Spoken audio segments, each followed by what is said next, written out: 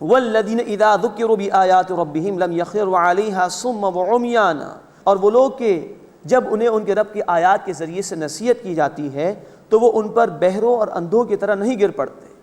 مراد یہ کہ اللہ کی آیات کو توجہ سے سنتے ہیں، غور و فکر سے سنتے ہیں، ہدایت کی طلب کے ساتھ سنتے ہیں، نظر انداز نہیں کرتے ہیں۔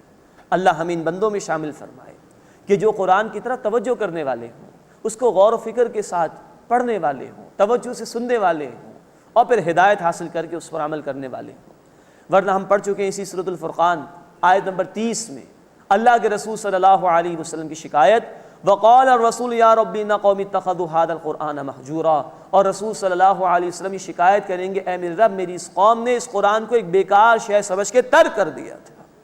اللہ اس برے انجام سے ہمیں بچائے اور اپنے محبوب بندوں میں شامل فرمائے جو توجہ سے قرآن سنتے ہیں، سمجھتے ہیں اور عمل کرتے ہیں اس پر۔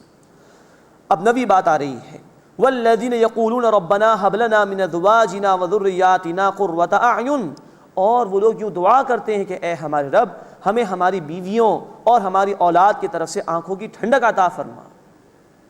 دیکھیے رحمان کے بندے خود غرض نہیں ہوتے کہ بس اپنی ذاتی نجات کی ان کی فکر ہو، نہیں، اپنے گھر والوں کو بھی دین کی طرف لانے کی کوشش کرتے ہیں۔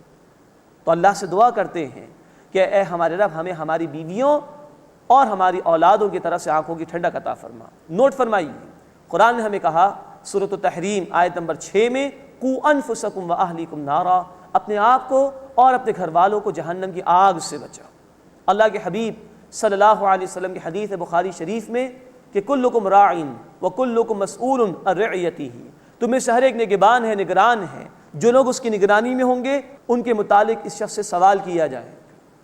تو رحمان کے بندے جہاں اپنی نجات کی فکر کرتے ہیں وہاں اپنے گھر والوں کو بھی راہ راست پر لانے کی کوشش کرتے ہیں۔ یہاں نوٹ فرمائیے، دعا کر رہے ہیں کہ اے اللہ، اے ہمارے رب ہمیں ہماری بیویوں اور اولادوں کی طرف سے آنکھوں کی ٹھنڈک عطا فرما۔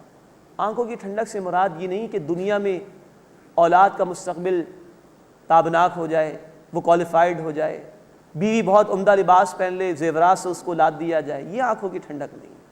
جیسے اللہ کے حبیب صلی اللہ علیہ وسلم فرمایا کہ قرۃ عینی فی الصلاۃ، میری آنکھوں کی ٹھنڈک نماز میں ہے۔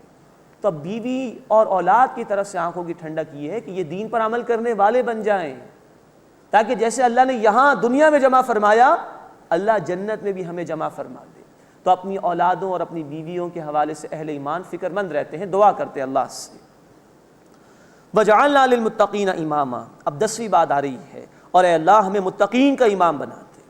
انہیں احساس ہوتا ہے اپنی ذمہ داری کا کہ اللہ ہمارے زیر تحت جو لوگ ہوں وہ بھی متقی بن جائیں۔ اس کا ایک مفہوم یہ بھی بیان کیا گیا ہے، اے اللہ ہمیں ایسے نیک اعمال کرنے کی توفیق عطا فرما کہ ہمارے نیچے والے اس کی پیروی کریں تو وہ متقی بن جائیں، ہم ان کے امام، ان کے پیشوا ہوں، تو ہمارے لیے ذمہ داری قیامت کے دن ادا کرنا آسان ہو جائے۔ وَجَعَلْنَا لِلْمُتَّقِينَ إِمَامًا، اور ہمیں تقوی اختیار کرنے والوں کا امام بنا دے۔ یہ 10 صفات بیان ہوئی رحمان کے محبوب بندوں کی۔ اس کے بعد اللہ نے ان کے لیے جنت کا اعلان فرمایا، اولئک یجزون الغرفۃ بما صبروا، یہ وہ لوگ ہیں کہ ان کو بدلہ دیا جائے گا بالا خانوں کی صورت میں، اس لیے کہ انہوں نے صبر کیا۔ وَيُلَقَّوْنَ فِيهَا تَحِيَّةً وَسَلَامًا، اور اس میں ان کا استقبال کیا جائے گا دعائے خیر کے ذریعے سے اور سلام کے ذریعے سے۔ یہاں کہا گیا ان کے صبر کی وجہ سے جنت میں بالا خانے، اونچے اونچے محلات اللہ عطا فرمائے۔ یہ صبر پوری زندگی اللہ کی اطاعت کے لیے درکار ہے۔ اللہ کے احکامات پر عمل کرنے میں مشکلات آتی ہیں، برداشت کرنا صبر ہے۔ اللہ کی نافرمانی سے بچنے میں مشکلات ہیں، بچنا صبر ہے۔ اس صبر کے بدلے فرمائے کہ ان کو جنت بالا خانے عطا کیے جائیں گے اور ان کا استقبال ہوگا دعائے خیر کے ذریعے سے اور سلام کے الفاظ کے ذریعے سے۔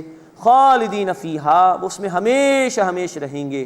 حسنت مستقرا و مقاما، کیا ہی وہ عمدہ ٹھکانہ ہے ہمیشہ رہنے کے اعتبار سے اور تھوڑی دیر رہنے کے اعتبار سے بھی۔ اللہ ہمیں یہ ٹھکانہ عطا فرمائے۔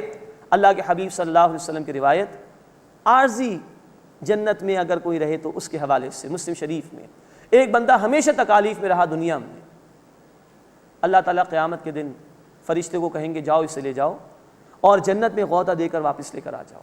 یہ بندہ اللہ کا فرما بردار تھا، وہ بندہ واپس آئے گا، اللہ پوچھیں گے دنیا میں کوئی تکلیف دیکھی، کوئی پریشانی دیکھی؟ وہ کہے گا اللہ تیری ذات کی قسم کوئی تکلیف نہیں دیکھی، کوئی پریشانی نہیں دیکھی۔ حسنت مستقرا و مقاما، بہت ہی وہ عمدہ آرام گاہ ہے ہمیشہ قیام کے اعتبار سے اور تھوڑی دیر کے قیام کے اعتبار سے۔ قل ما یعبأ بکم ربی لولا دعاؤکم، اے نبی صلی اللہ علیہ وسلم فرما دیجئے میرے رب کو تمہاری کوئی پرواہ نہیں، نہ ہوتا اگر تمہیں دعوت دینا تمہیں ضروری ہے، اتمام حجت ضروری ہے، اس لیے ابھی تمہاری مہلت باقی ہے، ورنہ تمہارے اعتراضات تمہارے مطالبات کی اللہ کو کوئی پرواہ نہیں۔ فقط کذبتم، بس تم نے جھٹلایا ہے، فسوف یکون لزاما، بس قریب ملاقات ہو کر رہے گی، یعنی سزا تمہیں مل کر رہے گی۔ اللہ تعالیٰ اس سزا سے ہمیں محفوظ فرمائے اور اپنے محبوب بندوں میں شامل فرمائے۔ وآخر دعوانا ان الحمد للہ رب العالمین۔